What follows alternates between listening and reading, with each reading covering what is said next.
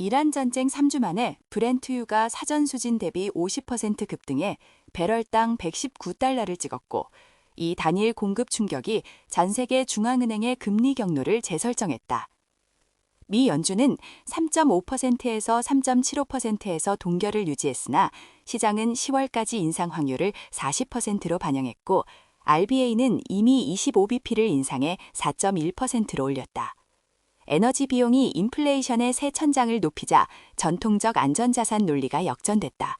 금은 한 달 만에 10% 이상 하락했고 30년물 미국채도 손실을 냈다.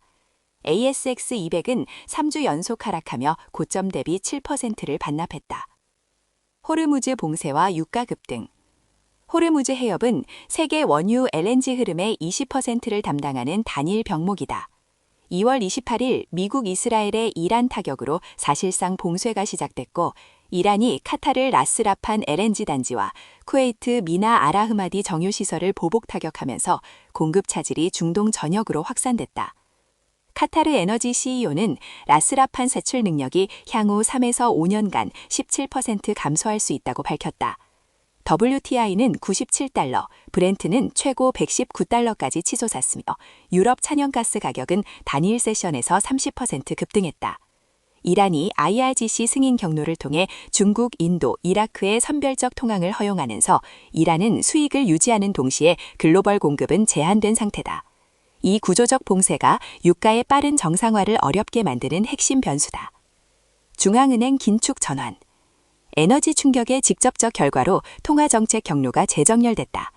연준은 3월 FOMC에서 2번 연속 동결을 결정했지만 파월 의장이 이란 전쟁이 경제에 미치는 영향을 알 수 없다고 기자회견에서 17차례 반복하면서 불확실성을 공식화했다. 2월 PPI가 월간 0.7%로 전망치를 2배 이상 상회하자 시장은 2026년 내 남은 금리 인하를 사실상 전부 가격에서 제거했다. RBA는 한 발 더 나아가 2월에 이어 3월에도 25bp를 인상했고 시장은 5월 추가 인상 가능성을 반영 중이다. 영국 22도 동결을 유지했으나 22 이상이 7월부터 시작될 것이라는 기대가 형성됐다.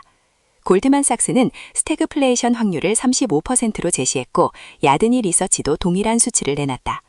패드 거버너 월런은 대규모이고 지속적인 에너지 충격을 무시할 수 없다고 발언하면서도 인상 요구는 유보했다. 금 채권 안전자산 역전. 중앙은행 긴축 전환이 확인되자 전통적 안전자산 논리가 동시에 무너졌다. 금은 지정학적 긴장이 고조되는 국면임에도 오히려 하락했다. 명목금리 상승이 실제 수익률을 밀어올려 무이자 자산인 금의 기회비용이 커졌기 때문이다. NEM 주가는 3월 들어 17.4% 이상 하락했다. 채권 시장도 완충 역할을 상실했다. 2년물 국채 수익률은 단일 세션에서 12bp, 한 달간 54bp 급등했는데 이는 2023년 2월 연준이 40년 만에 가장 공격적인 긴축 정점에 있던 시기 이후 최대 폭이다. 10년물은 4.38%, 30년물은 4.95%까지 상승했다. CEPR이 300년간의 전시채권 성과를 분석한 연구에서 채권 보유자는 전쟁 발발 후 첫 4년간 평균 14%의 실질 손실을 기록했다는 사실은 현재 채권이 주식 하락을 방어하는 역할을 할 수 없음을 시사한다. 골드만삭스는 인플레이션 기대와 지정학적 리스크가 동시에 상승하는 국면에서 채권이 주식 손실을 완충하지 않을 것이라고 경고했다. 에너지 충격이 매크로를 지배하는 상황에서도 AI 인프라 투자 흐름은 단절되지 않았다. 그러나 시장의 평가는 선별적으로 이루어졌다. 엔비디아 CEO 젠슨 황은 GTC에서 2027년까지 AI 칩 수요 전망을 5천억 달러에서 1조 달러로 2배 상향했고, MU는 Q2 매출이 전년비 196% 증가하며 HBM 공급이 2026년까지 완판됐음을 확인했다.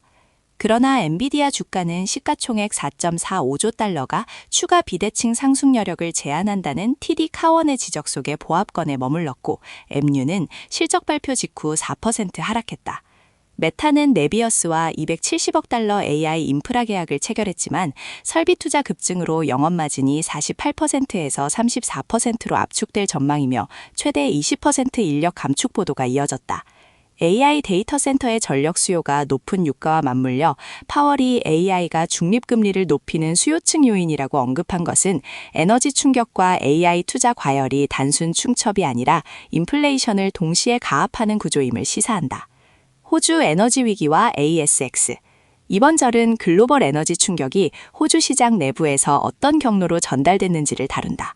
호주는 액체 연료의 약 80%를 수입에 의존하는 구조로 호르무즈 봉쇄는 즉각적인 국내 연료 부족으로 연결됐다. 지방 주유소는 이미 재고가 소진됐고 정부는 비상경유 비축분을 5일치 방출했다. 중국의 정제연료 수출 금지는 추가 압박을 가했다. RBA가 금리를 4.1%로 인상하자 빅4은행은 당일 변동금리 주택담보대출의 인상분을 즉시 전가했으며 NAB 주가는 금요일 1.7% 하락했다. 은행 섹터의 구조적 문제는 수익성 압박과 밸류에이션 위험을 동시에 내포한다. 모건 스탠리는 2026년 GDP 성장률이 1.6%로 둔화될 경우 CBA 순이익이 최대 8.9% 감소하고 주가가 42% 하락할 수 있다고 경고했다. 반면 에너지 기업들은 명확한 수혜를 받았다. 비바에너지는 한 달간 38% 상승했고 정부는 연료안보 서비스 지급 상한을 리터당 10센트로 확대했다. 이 에너지 금융 섹터 간 분할은 ASX 200이 4개월 저점을 기록하는 과정에서 내부 구조를 형성했다. 이번 주 가장 큰 변화는 단순한 유가 상승이 아니라 그 상승이 금리 경로, 채권 기능, 안전자산 논리를 동시에 재정렬했다는 점이다. 다음 주를 결정하는 핵심 분기점은 세 가지다. 첫째, 브렌트유의 110달러 선 유지 여부다.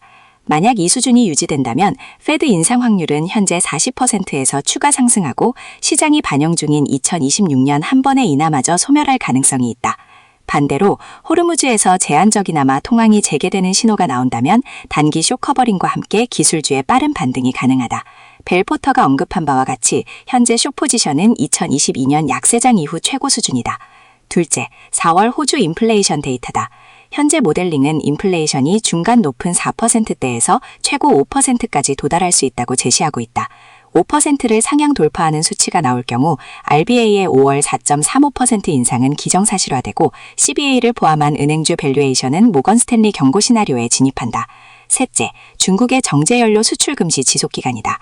30일을 넘기면 호주 내 항공유 배급이 현실적 옵션이 되며 이는 ASX 항공 소비재 섹터에 추가 충격을 준다. 1970년대 유사 패턴과의 비교는 유효하지만 한계가 있다. 당시 오일 쇼크는 달러 근본이제 붕괴와 결합됐다. 현재는 AI 설비 투자라는 대규모 수요층 인플레이션 요인이 공급층 에너지 충격과 동시에 작용하고 있다는 점이 다르다. 파월이 AI가 중립금리를 높인다고 지적한 것은 에너지 충격이 해소되더라도 페드가 이전 주기만큼 빠르게 완화로 전환하지 못할 수 있음을 뜻한다. 결국 이번 주 확인된 것은 에너지 충격이 일시적 변수가 아니라 금리 경로의 구조적 상한선을 높이는 요인으로 작용하기 시작했다는 사실이다.